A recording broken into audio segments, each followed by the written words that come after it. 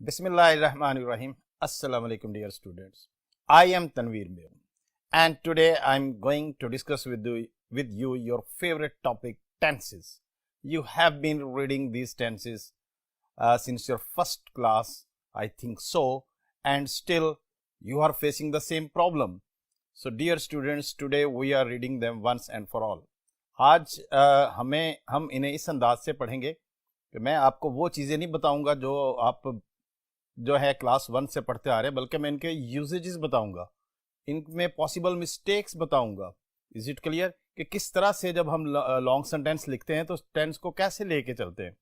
So dear students, let's come to the board and let's start our topic. Yes, dear students, tenses. First of all, I will start with present tense. Everyone starts with present tense. I am also starting with the same present tense. Look at the sentence I have written. Ali says that he loved to play cricket when he was a child. This is the option, dear students. Now you have to tell me the correct option from below. Loves, loved, love. क्या लगेगा इस tense में? To play cricket when he was. अब sentence का ये हिस्सा जो है यहां तक प्रेजेंट टेंस है, ठीक है, लेकिन ये जो when वाली क्लॉज है, when he was a child, is it clear? ये पास्ट टेंस में है. अब हम क्या करें, इसके हिसाब से प्रेजेंट टेंस लगाएं या इसके हिसाब से past. So dear students listen, यहां दैट तक ये जुमला प्रेजेंट टेंस खत्म हो गया, ठीक है, यहां से पीछे तक, ठीक है, that he loves to play. और अगला ये जुमला इस वाली क्लॉज से कनेक्टेड है, डिपेंडेंट और independent clause. Is it clear? ये क्लॉज इस पे डिपेंड कर रही है और इससे ये रिलेटेड है.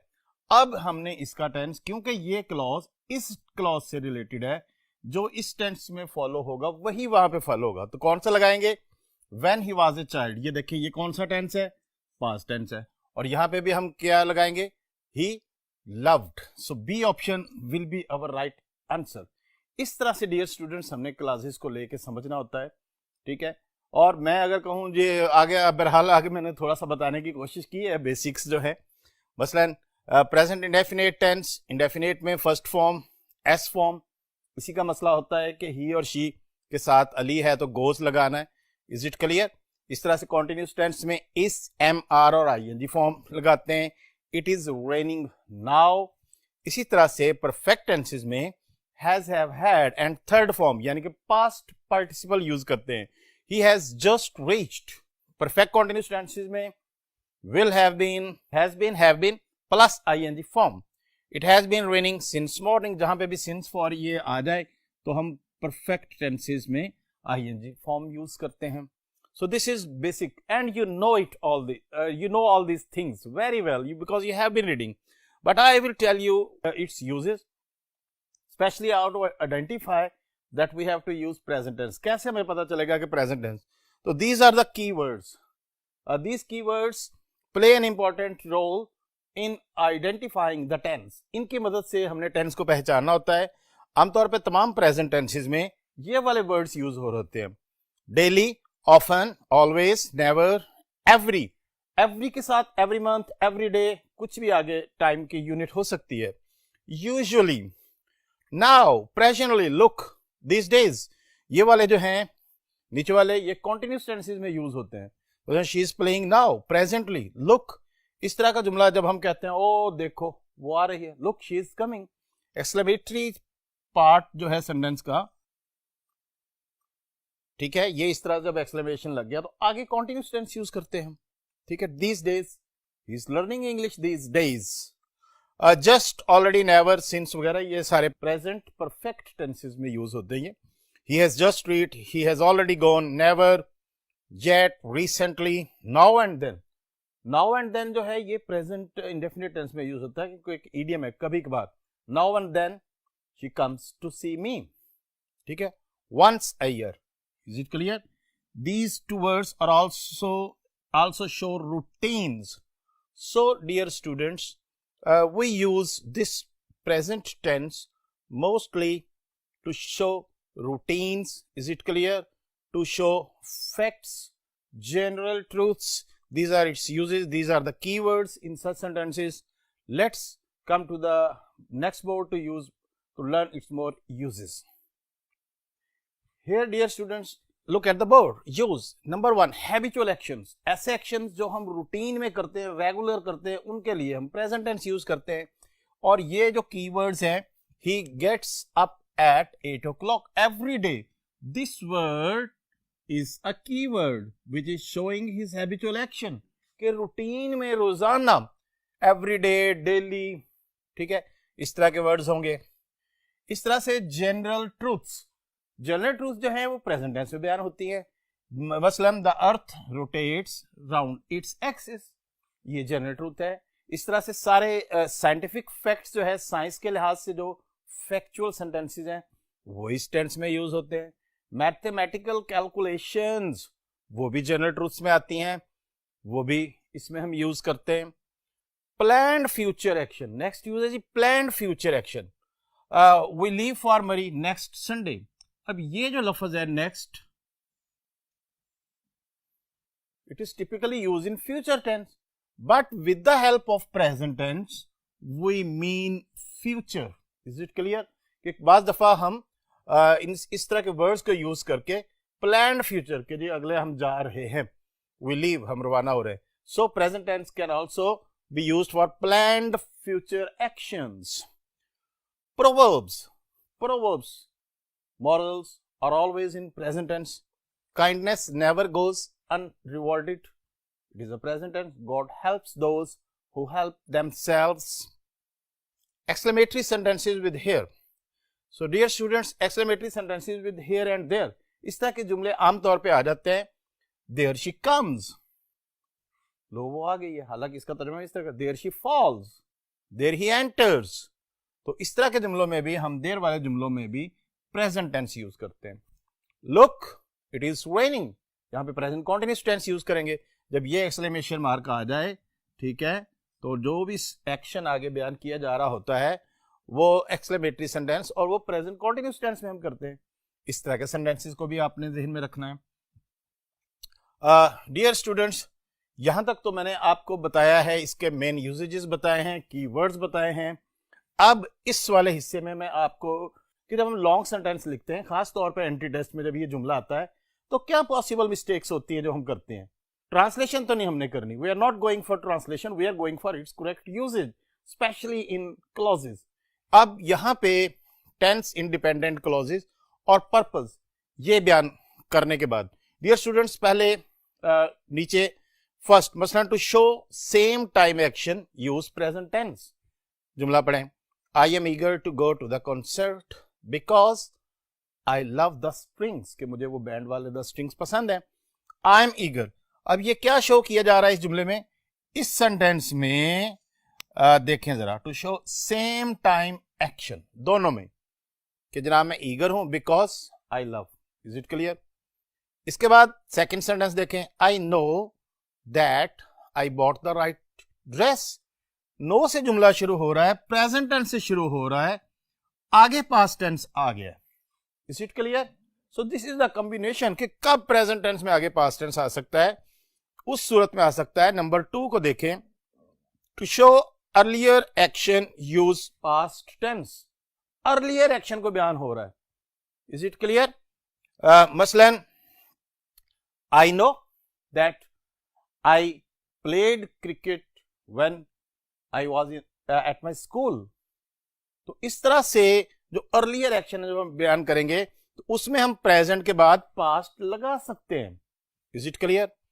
नेक्स्ट देखें थर्ड. पहले जुमला देखें फिर उसके use. They believe that they have elected the right candidate. This is present tense, this is present perfect. Is it clear?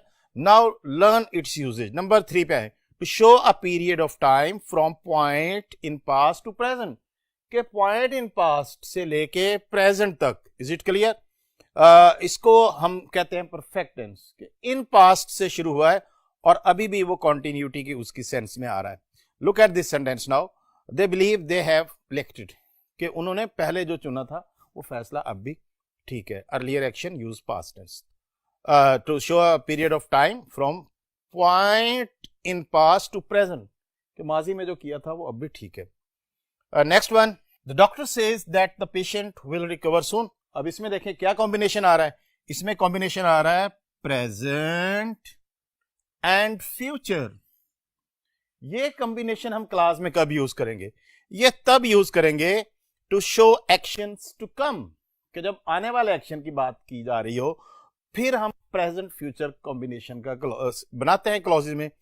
The doctor says the patient will recover, doctor कह रहा है कि जनाब पेशेंट रिकवर हो जाएगा। Is it clear? The scientists say that they will soon control this pandemic corona. Is it clear? तो इस तरह से प्रेजेंट विद फ्यूचर का यूजेज भी हम क्लासेस में करते हैं। So this is how dear students I have try to tell you कि प्रेजेंट टेंस जो है जब उसके क्लासेस होंगी तो उसका यूज हम किस तरह कर सकते हैं। देखें जरा, प्रेजेंट के साथ पास्ट भी आ गया है, परफेक्ट भी आ गया और फ्यूचर भी आ गया। You have to learn are their uses and their situations, किन सिचुएशंस में हम ये यूज करते हैं। So come to next board dear students, now let's learn more. Now let's come to past tense dear student, it's very common tense, ज्यादातर इसी की mistakes होती हैं। Is it clear? प्रेजेंट के बारे में मैं बता चुका हूं और सिर्फ जनरली ये बताऊंगा इसके बारे में कि इसका जो है क्या होता है, एक्शंस परफॉर्म्ड इन पास्ट, माजी के एक्शंस के लिए यूज करते हैं। Action completed before a certain moment, कि एक्शन कंप्लीट हो सके। मतलब द पेशेंट डाइड, मरीज मर चुका है। I worked hard last year, पिछले साल मैंने सख्त मेहनत की थी। I had done before he came, तो इसमें परफेक्ट टेंस दोनों डबल क्लॉज टेंसेस भी यूज होते हैं। सो डियर स्टूडेंट्स, इसमें कीवर्ड्स जो हैं you know very well, ago, last, yesterday, year, month, just, before, ये परफेक्ट टेंसेस में, ऑलरेडी, बिफोर। तो ये सारा मैं ओवरऑल पास्ट टेंसेस में बता रहा हूँ कि ये सारे वर्ड्स पास्ट टेंसेस में यूज हो सकते हैं। ये वैसे ये जस्ट, बिफोर, ऑलरेडी वगैरह प्रेजेंट परफेक्ट में भी यूज हो सकते हैं। So dear students, very commonly you know that second form of verb is used.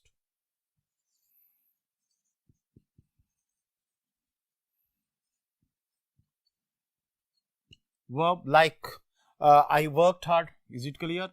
second form use होगी। और नेगेटिव भी बनाना हो तो I did not work hard।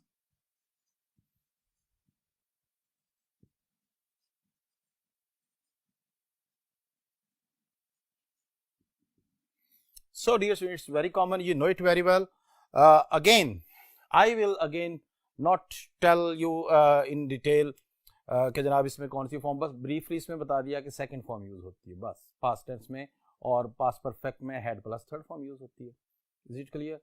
और अब मैं इसके usages, again my focus is on telling you to learn their usages in long sentence, in clauses, कि किस तरह हमने यूज करना है। Look here dear students, this time again पहले सेंटेंस पढ़ते हैं फिर उसका पर्पस देखते हैं। I wanted to go home because I missed my parents, तो मैं घर जाना चाहता था क्योंकि मैं अपने पेरेंट्स याद आ रहे थे। कब ये यूज करते हैं? To show another completed past action, use the past tense. Is it clear? कि जनाब जब वो कंप्लीटेड एक्शन शो करना है, एक अदर, एक ये वांटेड टू गो होम, दूसरा भी है कि आई मिस्ड, तो यूज पास्ट टेंस, हम इसमें पास्ट टेंस यूज करेंगे, past followed by past. Sentence number 2, she knew she had made the right choice. कब यूज करेंगे? To show an earlier action, ये earlier action हो गया। Is it clear? Use the past perfect tense। अब हमने past tense के बाद जब earlier action आया है तो हमने past perfect यूज किया है। She knew she had made the right choice. She realized that she had attempted the paper wrongly. So earlier action को डिस्क्राइब करने के लिए पास्ट के बाद पास्ट प्लस पास्ट परफेक्ट का कॉम्बिनेशन भी हम यूज करते हैं। Third sentence, the scientists believed that universe is like a joint clock. अब इसमें कब यूज करते हैं? To state a general truth, use present tense. Past के बाद आमतौर पे हम पास्ट टेंस ही यूज करते हैं। But if there is a general truth, there is a universal fact, there is a scientific fact, there is a proverb, we shall use present tense after past। जी, कब use करेंगे? और ये इस तरह का एक आधा सेंटेंस तो लाजमी हर एग्जाम में आपको पता जब आप डायरेक्ट इनडायरेक्ट करते थे उसमें भी ये दिया जाता था. Is it clear? Past tense, and if there is a general truth, if there is a fact, we shall use present tense. This is how ये कॉम्बिनेशन है जी पास्ट टेंस के, यानी कि पास्ट के बाद हम पास्ट सेकेंड फॉर्म भी यूज कर सकते हैं, पास्ट के बाद परफेक्ट टेंसेस भी आ सकते हैं सिचुएशन के मुताबिक अर्लियर एक्शंस बयान करने के लिए, और पास्ट के बाद प्रेजेंट भी आ सकता है, ठीक है, जनरल ट्रूथ्स बयान करने के लिए. So this is use of past tense in clauses. Long sentences में जब हमारे पास सेंटेंस आएगा तो हम सेंटेंस को चेक करेंगे कि ये इनमें से कौन सी वाली क्लॉज है, कौन सा यूजेज है, क्या पास्ट के बाद अर्लियर फैक्ट बयान हो रहा है, क्या पास्ट के बाद प्रेजेंट टेंस बयान हो रहा है. जुमले को एनालाइज करने के बाद हम उसकी मिस्टेक्स को पॉइंट आउट करेंगे. Is it clear dear students? Now let's move to the next boards to learn some more about tenses. Future tense बहुत कम यूज होता है. Is it clear? About future actions, जो फ्यूचर एक्शंस हैं उनके लिए use होता है. शैल आई और वी के लिए, और विल यू शी सब के लिए यूज होता है. और सर्टेन कंडीशंस में इसे हम रिवर्स भी कर सकते हैं जब स्ट्रेस दे के बात की जा रही हो. This is its usages. Is it clear? इसमें ये सेंटेंस को देखें. He will go to America in 2 years. In 2 years. He will be playing cricket world cup next year. इस सेंटेंस में अब कॉन्टिन्यूस टेंस यूज हुआ है. विल बी प्लेइंग और नेक्स्ट ईयर का लफ्ज टिपिकल इसका कीवर्ड है. He will have reached by now. Perfect tenses में, फ्यूचर परफेक्ट में will have plus third form ये यूज होता है, और इस तरह के keyword by now. So dear students, this is about future tense कि इसमें फर्स्ट विल शैल के साथ फर्स्ट फॉर्म आ सकती है, कॉन्टिन्यूस टेंस आ सकता है, और परफेक्ट टेंसेस किस सूरत हाल में आ सकता है. इसमें यूज होने वाले कीवर्ड्स ये हैं. Tomorrow, next month, next month के साथ कोई नेक्स्ट मंथ, ईयर, वीक, कोई भी टाइम की यूनिट हो सकती है. सून, सून का जुमला आ गया, ठीक है. The patient will get well soon, future tense use करेंगे. In few days, in few days में when we are giving a time limit that I shall complete this project in few days, coming few days के हवाले से जब use करते हैं तो हम इन फ्यू डेज यूज कर सकते हैं. बाय के साथ बाय 6 PM, तब भी ये इन फ्यूचर टाइम की डेडलाइन है, ठीक है. आई शैल रीच देयर बाय 6 PM. तो ये इसके कुछ टिपिकल वर्ड्स हैं, ठीक है, डिफरेंट मौक़ों पे इस्तेमाल होते हैं.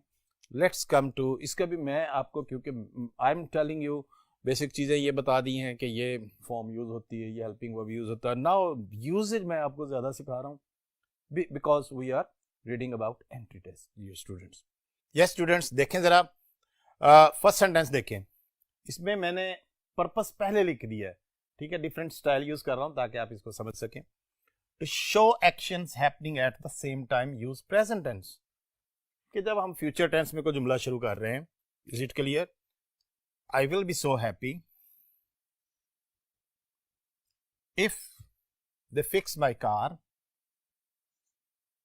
टुडे. कि अगर जनाब मैं खुश होऊंगा अगर वो ये मेरा काम आज ही कर देते हैं.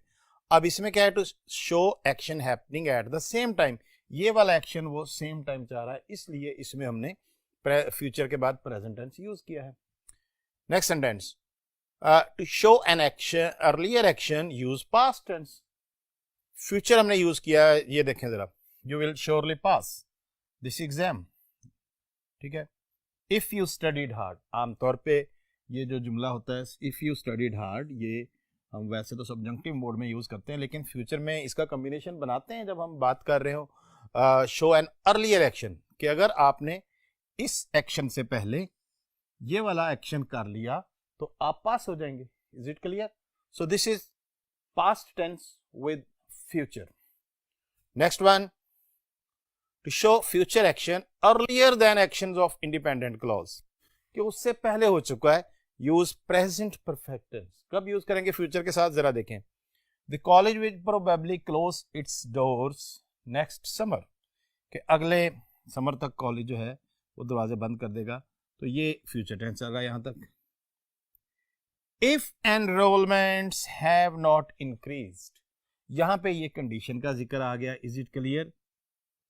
तो फ्यूचर टेंस में एक बहुत कॉमनली यूज जो कॉम्बिनेशन है फ्यूचर का, वो प्रेजेंट टेंस के साथ है, और खास तौर पे कंडीशनल्स में इसका यूज है, जिसकी डिटेल हम बाद में करेंगे. फिलहाल आप ये देखें, ठीक है, कि इसमें क्या यूज हुआ है जी, अर्लियर देन एक्शन. ठीक है, उससे पहले एक्शन की बात हो रही है. प्रेजेंट परफेक्ट टेंस यूज करेंगे हम कि जनाब अगर ये ना किया गया, ये काम इससे पहले मुकम्मल ना हुआ तो ये हो जाएगा. So this is how present perfect tense can be used with future. इसी तरह के एक और सेंटेंस देखें. Most students will have taken 60 credits by the time they have graduated. Graduate करने से पहले वो 60 क्रेडिट आवर्स. इसमें खास वर्ड बाय द टाइम, इसमें खास वर्ड बाय द टाइम है डियर स्टूडेंट्स. तो जब तक, ये भी टाइम लिमिट के लिए यूज हो रहा है. So this is how we use future tense in long sentences, in clauses. You have to take care of all these of these types of sentences when you are going through your exams and your entry tests. I hope you will perform better tomorrow. So let's move to next board to read some more examples.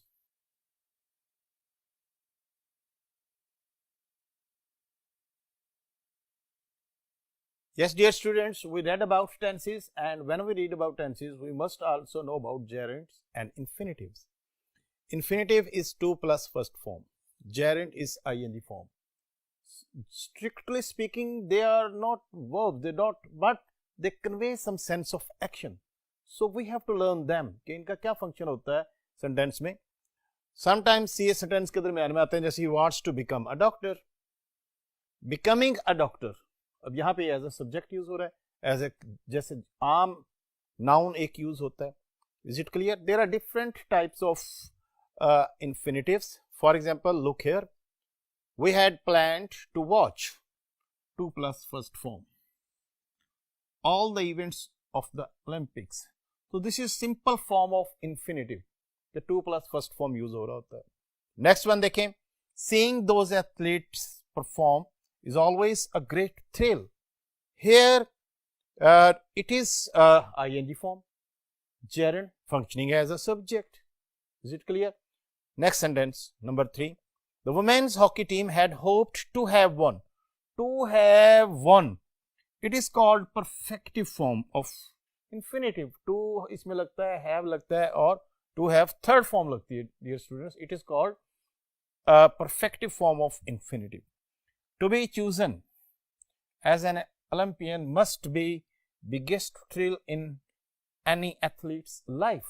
यहां पे ये passive form भी इसकी use होती है, to be chosen. This is giving sense of passive.